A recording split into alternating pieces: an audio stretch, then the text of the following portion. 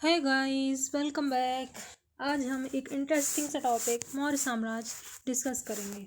मौर्य साम्राज्य last video मैंने discuss किया था मगध साम्राज्य, जो कि एक महत्वपूर्ण और शक्तिशाली साम्राज्य था।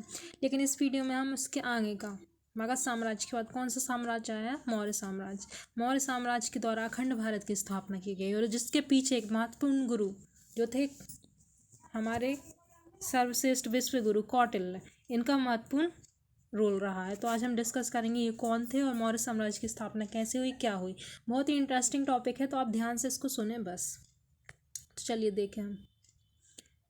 देखिए, जैसे मैंने बताया था लास्ट वीडियो में आपको कि मौर्य साम्राज्य की स्थापना नंद वंश के जो शासक था घनानंद, उसको पराजित करके चंद्रगुप्त मौर्य ने की थी। ठीक है, तो इसके जो संस्थापक होगा वो होगा चंद्रगुप्त मौर्य। अब चाणक्य, जैसे कि अभी मैंने कौटिल्य नाम लिया था, तो कौटिल्य, चाणक्य और विष्णुगुप्त ये एक ही व्यक्ति का नाम है जो कि चंद्रगुप्त मौर्य के गुरु रहे हैं। इनकी मदद से मगध के नंद वंशीय शासक धनानंद की हत्या करके मौर्य वंश की स्थापना चंद्रगुप्त मौर्य के द्वारा की गई। तो आज हम देखते हैं कि कैसे क्या क्या हुआ। ठीक है, बहुत ही इंटरेस्टिंग टॉपिक है। आप इसे थोड़ा ध्यान से समझेंगे तो बहुत ईजिली आपको समझ में आ जाएगा। देखिए, मौर्य वंश से संबंधित जानकारी हमें कहाँ कहाँ से मिलती है। सबसे पहले तो हम ये देख लेते हैं। देखिए, साहित्यिक साक्ष्य हैं, कुछ विदेशी विवरण मिले हैं, कुछ पुरातात्विक साक्ष्य हैं। ठीक है, पुरातात्विक साक्ष्य में आपके सारे अभिलेख आ जाते हैं। साहित्यिक साक्ष्य में क्या आएंगे? पुराण, मुद्राक्षर, नाटक, मतलब जो साहित्य से संबंधित साक्ष्य हैं वो साहित्यिक हैं।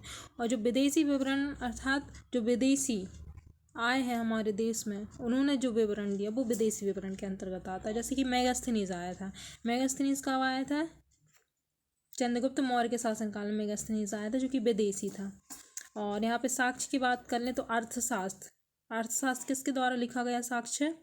तो चंद्रगुप्त मौर्य के गुरु जो कि कौटिल्य हैं, चाणक्य हैं, विष्णुगुप्त हैं, इन्होंने अर्थशास्त्र लिखी है। ठीक है, फिर कुछ पुराण में भी बताया गया है, कुछ मुद्रा राक्षस नाटक बनाया गया है, लिखा गया है, उसमें भी बताया गया है मौर्य साम्राज्य के बारे में जानकारी। और जैसे कि हम अगर पुरातात्विक साक्ष्य की बात करें तो जूनागढ़ अभिलेख, ठीक है, अशोक के कुछ अभिलेख हैं। अशोक कौन से वंश का शासक था? तो मौर्य वंश का शासक था। तो अशोक ने भी बहुत सारे अभिलेख लिखे, अशोक बहुत फेमस है। ठीक है, जूनागढ़ अभिलेख, इन सब चीज़ों में हमें मौर्य वंश के बारे में जानकारी मिलती है। तो आज हम देखते हैं कि क्या क्या है। ठीक है, कुछ बौद्ध जैन ग्रंथ भी लिखे गए हैं, है ना, ये सारी चीज़ें हैं। अब देखिए, बौद्ध ग्रंथ में जैसे कि यहाँ पे दिया हुआ, क्या दिया है बौद्ध ग्रंथ में, देख लेते हैं। ठीक है, एक मिनट। दीपवंश, महावंश, इनमें भी मौर्य साम्राज्य का वर्णन मिलता है कुछ ना कुछ, है ना। जैन ग्रंथ जैसे परिशिष्ट बर्मन, ये आपको एग्जाम में आएगा कि कौन सा इनमें से बौद्ध ग्रंथ है या जैन ग्रंथ है, इस तरीके से, है ना। फिर मुद्रा राक्षस एक नाटक है जो कि विशाखा दत्त ने लिखा था। ये सब चीज़ें हैं, ये आप आराम से पढ़ सकते हैं बाद में। बाकी आज हम कॉन्सेप्ट समझेंगे इसका, जो कि बहुत इंपॉर्टेंट है। और आई थिंक कॉन्सेप्ट समझ में आ जाएगा तो फिर आपको स्टोरी बहुत अच्छे से समझ में आएगी। तो देखते हैं। देखिए, अशोक के इतिहास की जानकारी उसके अभिलेख से मिलती है। ठीक है, अशोक पहला भारतीय शासक था जो अभिलेखों द्वारा प्रजा से सीधे संबोधित किया करता था, है ना। अशोक के जो अभिलेख थे, अशोक मौर्य वंश का है। ठीक है, तो मौर्य वंश की जो जानकारी है वो अशोक के अभिलेख में या शिलालेख में मिली है। और अशोक ने बहुत सारे शिलालेख लिखवाए हैं। ठीक है, जिसकी लिपि जो थी वो ब्राह्मी, खरोष्टी, अरमाइक और गिरी प्रमुख थी। ठीक है, ब्राह्मी लिपि कैसे लिखी जाती है? तो ये बाएं से दाएं लिखी जाती है, बाएं से दाएं लिखी जाती है। खरोष्टी लिपि जस्ट इसका उल्टा, दाएं से बाएं लिखी जाती है। ठीक है, और सबसे ज़्यादा जो अभिलेख लिखे गए हैं तो वो लिखे गए हैं प्राकृतिक भाषा में, जो कि आम भाषा थी, आम जन की भाषा थी, प्राकृतिक भाषा। और ब्राह्मी लिपि में सर्वप्रथम जो अभिलेख पढ़ा है वो पढ़ा था अशोक का अभिलेख। वो किसने पढ़ा था? वो पढ़ा था 1837 में जेम्स प्रिंसेप ने। ये क्वेश्चन आता है 1 मार्कर में। ठीक है, 1 लाइन फैक्ट में। भाब्रू अभिलेख में अशोक ने स्वयं को सम्राट बोला है। भाब्रू अभिलेख में अशोक ने स्वयं को सम्राट बोला है। ठीक है, अशोक के कुछ अभिलेख देख लेते। देखिए, अशोक ने किस किस तरीके के अभिलेख लिखे थे ये देखते हैं अपन। तो देखिए, दीर्घ अभिलेख लिखे, शिलालेख लिखे, लघु शिलालेख लिखे, पृथक शिलालेख, दीर्घ स्तंभ लेख और लघु स्तंभ लेख, ये इसका वर्णन है। अब हम आगे देखें। शिलालेख 14 विभिन्न लेखों का समूह है, 8 भिन्न भिन्न स्थानों से प्राप्त है। तो ये आप आराम से डीप में पढ़ सकते हैं। बाकी जो कॉन्सेप्ट है वो हम यहाँ पे डिस्कस करेंगे, ठीक है। इसमें इम्पोर्टेंट बता देती हूँ, जैसे कि अशोक ने कितने अभिलेख लिखे हैं और कौन कौन से इम्पोर्टेंट हैं आप पढ़ेंगे। जूनागढ़ अभिलेख इम्पोर्टेंट है, ठीक है। तो संस्कृत भाषा का सबसे बड़ा अभिलेख है जूनागढ़ अभिलेख, है ना। संस्कृत भाषा का सबसे बड़ा अभिलेख है जूनागढ़ अभिलेख। जूनागढ़ अभिलेख। शक शासक रुद्रदामन का जूनागढ़ अभिलेख, ठीक है। फिर मौर्य काल में निर्मित सुदर्शन झील की जानकारी जूनागढ़ अभिलेख से मिलती है। फिर झील का जो निर्माण है चंद्रगुप्त मौर्य के शासनकाल में पुष्पगुप्त वैश्य ने गुजरात के सौराष्ट्र प्रांत में सिंचाई व्यवस्था के लिए करवाया था। कौन सी झील? सुदर्शन झील। किसने करवाई थी? पुष्पगुप्त वैश्य ने। किसके शासनकाल में? तो चंद्रगुप्त मौर्य के शासनकाल में। कहाँ पे? गुजरात के सौराष्ट्र प्रांत में। किस लिए? सिंचाई व्यवस्था के लिए। फिर सुदर्शन झील का पुनर्निर्माण। इससे जो सुदर्शन झील है ये काफ़ी फेमस रही, इससे कनेक्टेड बहुत सारे शासक हैं, तो अक्सर क्वेश्चन पूछे जाते हैं। तो देखिए सुदर्शन झील है जो पुष्पगुप्त ने करवाई थी चंद्रगुप्त मौर्य के शासनकाल में निर्माण। कहाँ पे? गुजरात के सौराष्ट्र में। लेकिन यहाँ पे पुनर्निर्माण की बात करिए तो पुनर्निर्माण देखिए अशोक के काल में भी पुनर्निर्माण हुआ, रुद्रदामन के काल में भी हुआ और स्कंदगुप्त के काल में भी हुआ, ठीक है। अब हम आ जाते हैं अर्थशास्त्र पे, ठीक है। जैसे अर्थशास्त्र का जैसे अर्थशास्त्र का नाम हमारे दिमाग में आता है तो बस इससे कौन जोड़े हैं? कौटिल्य जोड़े हैं, चंद्रगुप्त मौर्य के गुरु जोड़े हैं, तो वो उनका नाम भी हमें स्मरण हो जाता है। देखिए कौटिल्य का अर्थशास्त्र मौर्य वंश की राज व्यवस्था की विस्तृत जानकारी देता है, जिसमें 15 अधिकरण हैं और 6000 श्लोक हैं, ठीक है। भाषा शैली कैसी है? भाषा शैली, सर्वप्रथम प्रकाशन, ये सारी चीज़ें हैं, ये पूछी नहीं जाती। और इस जो कौटिल्य का अर्थशास्त्र है उसकी तुलना मैकियावेली के प्रिंस से की जाती है, मैकियावेली के प्रिंस से की जाती है, ठीक है। ये इंपॉर्टेंट फैक्ट है। फिर सप्तांक सिद्धांत, राज्य को 7 अंगों या राज्यों को 7 भागों में बांटा गया था, ठीक है। कौन कौन से?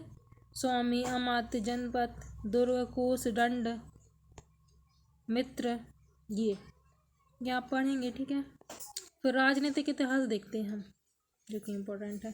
यहाँ से चंद्रगुप्त मौर्य शुरू होता है, ठीक है। तो देखिए चंद्रगुप्त एक स्वेच्छाचारी शासक था, ठीक है। इसे भारत का प्रथम सम्राट बोला जाता है, प्रथम सम्राट। 305 ईसा पूर्व में चाणक्य अर्थात कौटिल्य या विष्णुगुप्त, जो कि इनके गुरु थे, किनके? चंद्रगुप्त मौर्य के। इनकी सहायता से चंद्रगुप्त मौर्य ने यूनानी शासक सिकंदर के उत्तराधिकारी सेल्यूकस को पराजित कर दिया, ठीक है। सेल्यूकस को पराजित कर दिया। फिर क्या हुआ? इसमें क्या हुआ? पराजित कर दिया। फिर इसमें क्या हुआ कि चंद्रगुप्त मौर्य को हेरात, कंधार, काबुल, ये सारी चीज़ें मिल गई। हेरात, कंधार, काबुल, बलूचिस्तान के प्रदेश चंद्रगुप्त मौर्य को मिले। 500 हाथी मिले। अब उनकी स्थिति थोड़ी सी मजबूत हो गई, अब वो घनानंद के विरुद्ध लड़ सकते थे, है ना। ये शुरुआती चीज़ें हैं। फिर क्या हुआ? देखो और भी चीज़ें हुई। सेल्यूकस की पुत्री हेलेना, जिसको कार्नेलिया भी बोला जाता था, इसका विवाह चंद्रगुप्त मौर्य से करा दिया गया, है ना। सेल्यूकस ने मेगास्थनीज को अपना दूत बनाकर चंद्रगुप्त मौर्य के दरबार में भेजा, जहाँ पर मेगास्थनीज ने इंडिका की रचना करी। इंडिका किसकी रचना है? मेगास्थनीज की। मेगास्थनीज कौन है? सेल्यूकस निकेटर का राजदूत, है ना। फिर और देख लेते हैं। चंद्रगुप्त मौर्य के शासनकाल में ही स्थूलभद्र के नेतृत्व में पाटलिपुत्र में क्या हुआ? प्रथम जैन संगीति का आयोजन किया गया।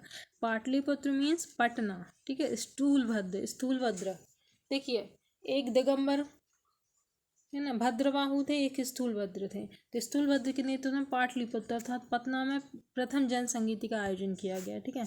दिगंबर वो थे जो श्वेत कपड़े पहनते हैं, ठीक है। श्वेतांबर, दिगंबर, सॉरी, जो दिगंबर हैं वो कपड़े नहीं पहनते हैं, ठीक है, नग्न अवस्था में रहते हैं। जो दिगंबर है वो श्वेत कपड़े धारण करते हैं, श्वेतांबर, सॉरी थोड़ा सा कन्फ्यूजन हुआ। देखिए जो श्वेतांबर है वो श्वेत कपड़े पहनते हैं, जो दिगंबर है वो कपड़े नहीं पहनते हैं, है ना। स्थूलभद्र और भद्रबाहु।